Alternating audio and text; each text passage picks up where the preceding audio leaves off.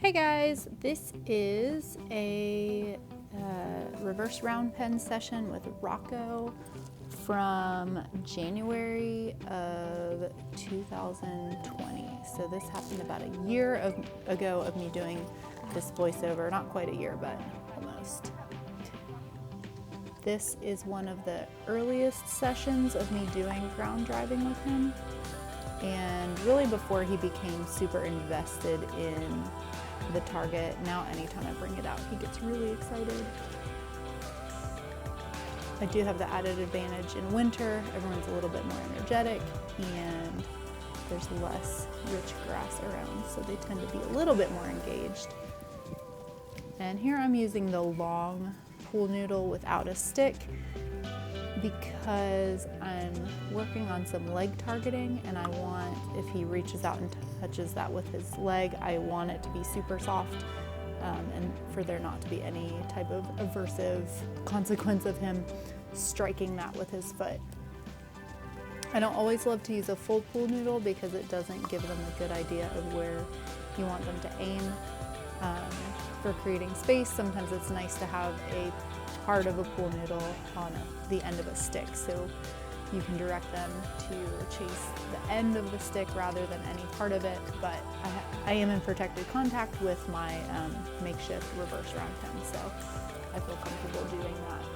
I would not work with him now in the open without protected contact with just a pool noodle because he really likes to he doesn't have great spatial awareness, so sometimes he gets in my bubble a little bit. So when I'm working with the reverse round pen, a lot of times I'll kind of have an idea of what I want to work on, but sometimes I just kind of have to go with what the horse is willing to do. And here with Rocco, I'm really just working on keeping him engaged with me. Because like I said, this is about a year ago. He was a lot more aloof almost and just not super invested or engaged all the time. He was kind of starting to be a little bit more engaged. And what you will want to click for really just kind of depends on what you want to be working on. So for him, I'm clicking for duration. So if he hangs with me for a long time, and I'm also clicking for anything effortful with him. I almost always click anytime he does anything effortful because he tends to be a little bit more of an energy saver, especially at this point.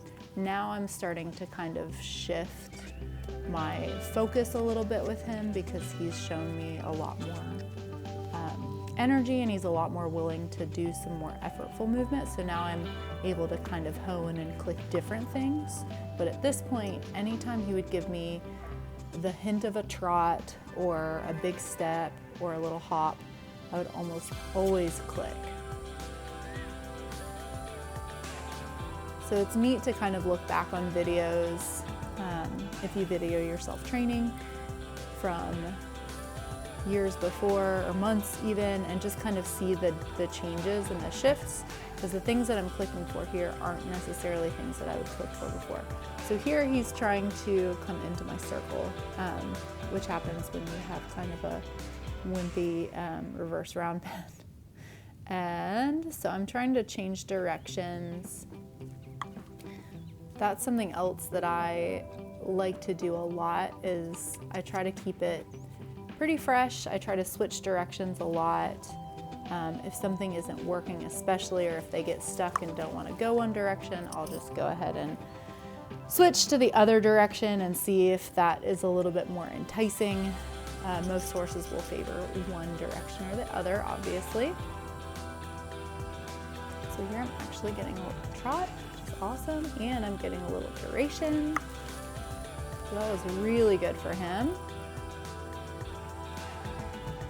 I feel like this is only maybe our third or fourth session with the reverse round pen with him.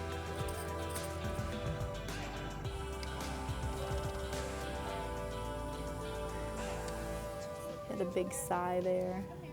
And here I'm popping out of the reverse round pen to kind of help him turn around the other direction. He seemed kind of stuck.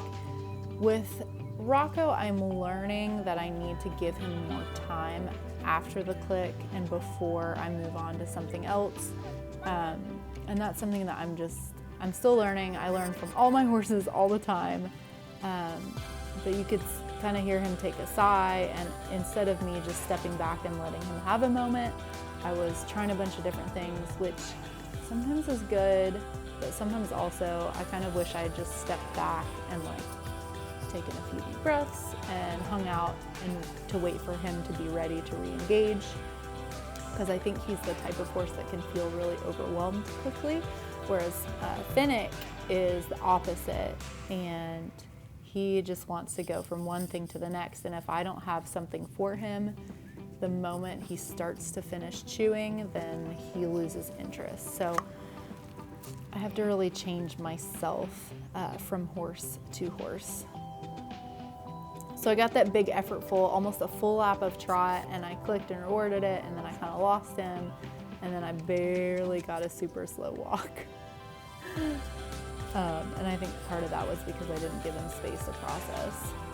And that's another reason why I think it's really important to have videos of your horse so you can watch your training sessions back, because it so often will illuminate something that you didn't notice in the moment, but looking back you can kind of see like, oh, I should have had better timing there, or I should have given him a little bit more space. But he starts to walk away, and rather than going after him, I am just kind of waiting. And when I lose interest with the horse, I like to do that squat down thing a lot, because a lot of times that kind of takes the pressure off the horse, and it's a very inviting posture. So you'll notice that I do that quite often in my training, especially if a horse walks away or if I'm trying to call a horse towards me. I think it's just a posture that is not intimidating, and it's pretty inviting. A lot of times they want to check out something that's on the ground, so if you kind of put yourself on the ground, I think that kind of tempts them to come towards you. So I'm doing a few things here to kind of regain his interest, and with Rocco a lot of times, I'm not sure if I do it here or not, but I'll just do a few little, it looks like I'm asking him for a few little crunches, so I'll do a few crunches, a few little carrot stretches, or just even ask him to touch the target, even if it's not strictly a carrot stretch.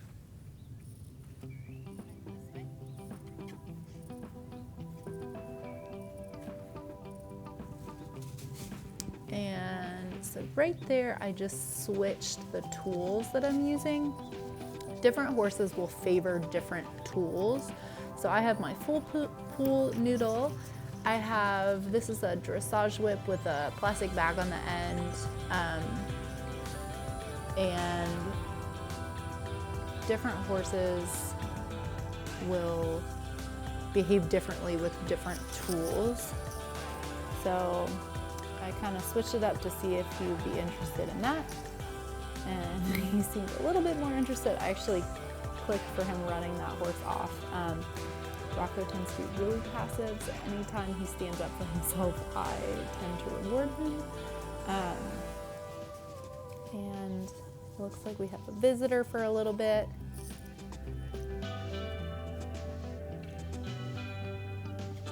I notice with Rocco, anytime he does something big, he really, like I said earlier, he just kind of needs a minute to kind of come down and regather himself before he's ready to move on.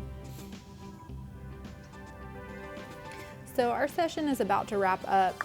I've gotten some really good stuff out of him, and he decides to walk off here in a minute. And so I just let that be him being finished, which is a pretty good sign that he wants to be done. And yeah, I was really pleased with what I gotten out of him. We got some trotting, a few more effortful steps, and I can't wait to see what he does next time I do the reverse round pen about a year later. I'm sure we'll see improvement.